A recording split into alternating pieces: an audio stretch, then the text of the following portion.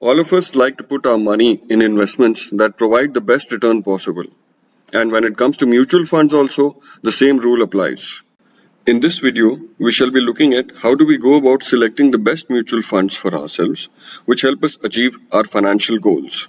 Or, in other words, provide an answer to the question that we all ask ourselves before investing, which is, will I get adequate return on my investments? Hi, I'm Pratap Narula, investment consultant and educator. And if you like my video, please put in your likes and subscribe to my channel. Also, please ring that bell because if you are watching this video, I'm sure you would want to learn a lot more about mutual funds and some other educative topics, which is what I shall be talking about in future. Now let's come to the selection process. This process is divided into two parts. Part 1, category selection. These are factors that relate to the consumer as an individual and influence his or her investment choices. These factors help to select the best suited mutual fund category. Part 2, fund selection. These are factors that relate to the performance of a specific fund and help us decide whether to invest in that fund or not. Coming to the factors affecting category selection, the first of these is your investment objective. An investment objective is a set of goals an investor has for their portfolio. This objective helps an investor determine the optimal strategy for achieving his or her goals and helping them select the right investments. Next, we come to what we call the investment time horizon or just the time horizon. This is the time frame over which an investor would stay invested in a scheme. Time horizon is the period after which an investor would pull out their investment. Time horizons are largely dictated by investment goals and strategies.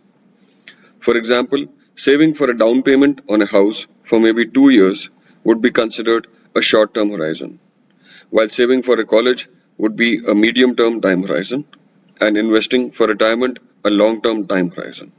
The last factor to be taken into consideration is risk tolerance.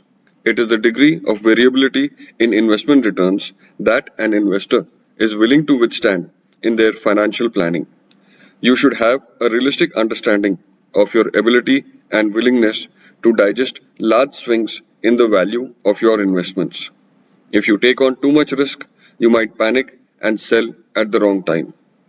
Knowing your investing personality and financial risk appetite will help you pick the right investment to match your goals.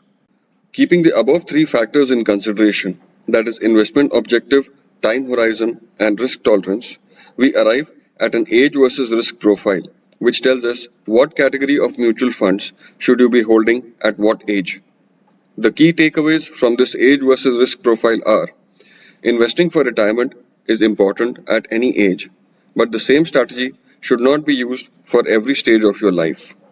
Those who are younger can tolerate more risk, but they often have less income to invest. Those who near retirement may have more money to invest, but less time to recover from any losses. Asset allocation by age plays an important role in building a sound retirement investing strategy. Here, I would like to point out the basic rule that applies, which is the higher the risk, the higher the return. So, before moving forward, investors must understand that any mutual fund scheme will be suitable for you only if your risk taking ability matches the risk involved in a particular fund or category. However, it doesn't always work as planned. At times, you might not get as much appreciation as you expected, and in some cases, you might actually end up making a loss. Next, we come to part 2 of the selection process, that is fund selection. And the first factor in this part is consistent performance. A consistent mutual fund scheme allows investors to ride through both the bull and the bear market, or in other words, the ups and downs of the market with ease. A consistent scheme is expected to be less volatile than the market and their peers. In the following on-screen example, you see the actual performance of one of the shortlisted funds which I will be showing in my next video on top funds to invest in. You can see that the performance of this fund has been quite consistent throughout, and the returns being shown are on compound annual growth rate or CAGR basis. In value terms, rupees 1 lakh invested at the time of inception in 2001 would be approximately 36 lakhs today. The next factor is assets under management or AUM. AUM refers to the total market value of the assets that are being managed by the mutual fund. AUM fluctuates daily, reflecting the flow of money in and out of a particular fund and the price performance of the assets. Mutual fund investors often look at the fund's AUM and get impressed if it is on the higher side. However, there are many reasons why this number should not be a significant factor while choosing a fund. Next, we come to what we call the riskometer. It is a simple method to assign risk levels starting from low and going up to very high, based on the individual categories of mutual funds.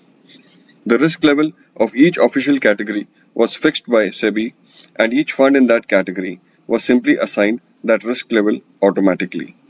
It is meant to facilitate a comparison of the risk levels of different funds within the same category. In the on-screen example, you see the riskometer for the same fund shown before. Here, you can see that it has a very high risk factor since the investment portfolio shows that more than 95% of the AUM is invested in equities. Another factor to be looked at is investment portfolio. A mutual fund is a company that pools money from many investors and invests the money in securities such as stocks, government treasury bills, corporate bonds, commercial paper, gold, real estate, etc. The combined holdings of the mutual fund are known as its portfolio. A mutual fund's portfolio is structured and maintained to match the investment objectives stated in its prospectus. Next, we look at fees and loads. Mutual fund companies make money by charging fees to the investor. Some funds charge a sales fee known as a load. It will either be charged at the time of purchase or upon the sale of the investment. There are front-end and back-end loads which are incurred at the time of purchase and sale of funds, but these loads may taper off to zero after a period of time. At present, mutual funds cannot charge entry load. Also, there are no fixed exit loads which are charged. It varies depending on the scheme. The current practice is that funds could charge anywhere between 0.5% to 3% depending on the holding period. After this, we come to the expense ratio. An expense ratio reveals the amount that an investment company charges investors to manage a mutual fund. The ratio represents all of the management fees and operating costs of the fund. The expense ratio is calculated by dividing a mutual fund's operating expenses by the average value of all the fund's assets. Operating expenses reduce the fund's assets, thereby reducing the return to the investors. Here is a table of the AUM-wise expense ratio for mutual funds. This reduces quite a bit in case of direct buying, as there is no intermediary involved, thus removing commission costs. This table is expressed in percentage terms. Another important factor to be looked at is the AMC track record, and AMC stands for Asset Management Company. When it comes to selecting a fund for investment, investors prefer the funds which are managed by well-known AMCs. Thus, it is important to evaluate the market reputation and track record of the AMC. The historical performance of a fund can give you a lot of insights. It can help you map the fund manager's performance across different market cycles. Finally, the last yardstick used is comparing your fund's performance against its peer group or alternative funds. This indicates the effectiveness of your mutual fund of the same category. While choosing a peer group, you have to ensure that the peer should have a similar mandate as to the fund in comparison. So, you should always make a small list of comparable funds and continuously compare them. Here again, you can see the performance of the same fund against its peers and see that it is right on the top since the beginning. So finally, we come to the conclusion of this video. And after going through all the above factors in part 1 and part 2 of the selection process, we should be able to select those funds which perfectly complement our short-term and long-term goals. I shall also soon be releasing a video which is a sequel to this one and presents the top shortlisted funds as per my recommendations. These funds would be backed up by all the above factors. would request all of you to definitely watch the same, as I'm sure it'll be very helpful in making your final investment decisions. That's all for this video, and I'll be back soon with my next video.